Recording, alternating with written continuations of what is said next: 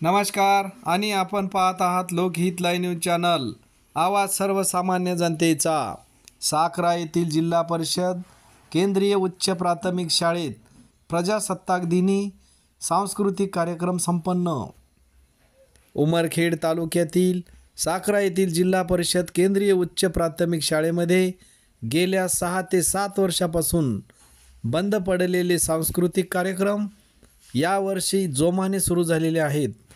या शाळेतील मुख्याध्यापक, शिक्षक, शिक्षिका, व्यवस्थापन समिती तसेच सरपंच स्वाती दवणे, उपसरपंच नंदाबाई गौतमराव दवणे, सदस्य विठ्ठलराव वानखेडे, नंदकुमार वानखेडे, संदीप कांबरे, बाळासाहेब वानखेडे, निवृत्ती वानखेडे, शिवाजी सावंत, समाधान पौरकर, सिंधुताई वानखेडे, मीराताई वानखेडे, माधव गोरे व सर्व गावातील नागरिक, महिला यांनी परिश्रम घेऊन 26 जानेवारी प्रजासत्ताक दिनी सांस्कृतिक कार्यक्रमाचे आयोजन केले होते आणि आपल्या चिमुकल्यांना प्रोत्साहन दिले।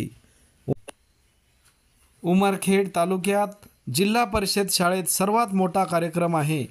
विद्यार्थी व पालकांमध्ये अतिशय आनंदाचे वातावरण पाहावयास मिळत होते। प्रजासत्ताक दिनी शाळेमध्ये अफाट गर्दी पाहावयास मिळत होती।